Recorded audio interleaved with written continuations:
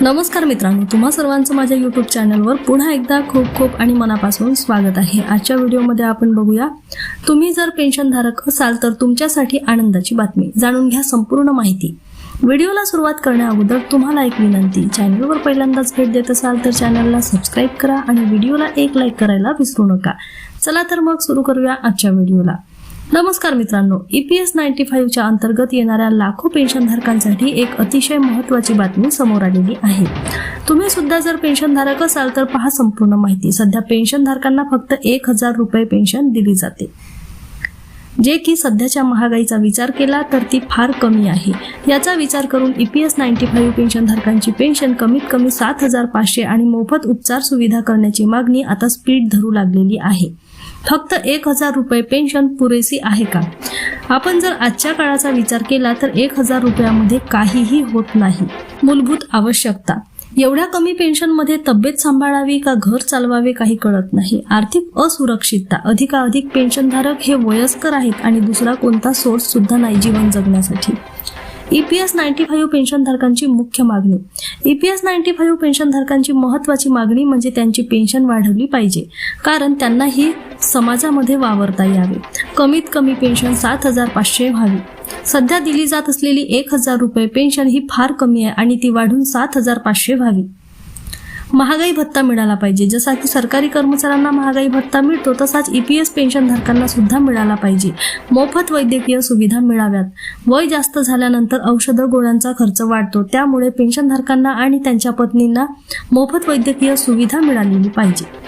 आरोग्य सुविधाची गरज का? ज्येष्ठ नागरिकांना दररोज नवनवीन आजारांचा सामना करावा लागतो, काहींना तर रोजच दवाखान्यात जावे लागते।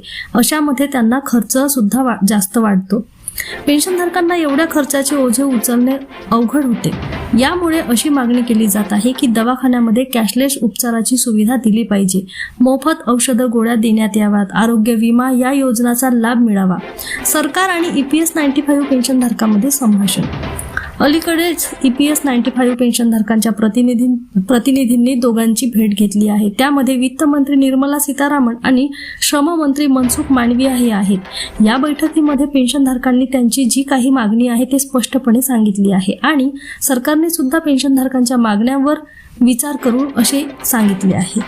EPFO ची भूमिका आणि संभाव्य निर्णय।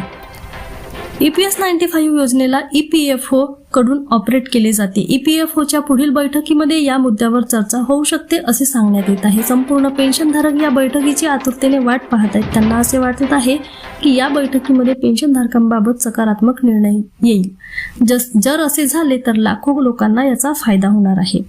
पेन्शन वाढवल्यास काय फायदे होतील? जर कमीत कमी पेन्शन वाढवली तर त्याचा फायदा पुढील प्रमाणे होईल। जीवन पातळीत सुधारणा, पेन्शनधारक चांगले पौष्टिक उपचार आणि ज्या त्यांच्या मूलभूत सुविधा आहेत त्याचा लाभ घेऊ शकतील। आर्थिक सुरक्षा, पेन्शनधारकांना आर्थिक तंगीपासून थोडा आराम मिळेल आणि त्यांना दुसऱ्यांवर निर्भर राहण्याची गरज नाही। उपचार सुविधामध्ये सुधारणा, मोफत उपचार सुद्धा जर मिळाल्या तर ज्येष्ठांची हेल्थ चांगली राहील आणि ते आणखीन काही काळ जगू शकतील। ज्येष्ठ नागरिकांचा सन्मान करणे गरजेचे आहे। आजच्या काळामध्ये ज्येष्ठ नागरिकांचा सन्मान कोणी करत नाही, पण त्यांचा सन्मान करणे गरजेचे आहे। ज्येष्ठांनी त्यांचा महत्त्वपूर्ण वेळ हा देश सेवा आणि विकासासाठी दिला आहे। अशामध्ये सरकारची जबाबदारी आहे की या वयात त्यांना कसलाही त्रास झाला नाही पाहिजे। भविष्यातील अपेक्षा, EPS 95 पेन्शनधारकांसाठी येणारा काळ हा एक आनंदाचा क्षण घेऊन येईल अशी आशा दिसत आहे। सरकार वेळोवेळी पॉझिटिव्ह सिग्नल देत आहे। पेन्शनधारकांना एक अशी अपेक्षा आहे लवकरच त्यांच्या पदरामध्ये काही ना काही पडेल।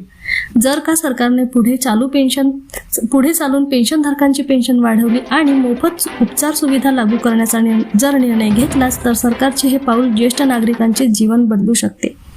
पुन्हा भेटू अशाच एका नवीन अपडेटसह। तोपर्यंत धन्यवाद।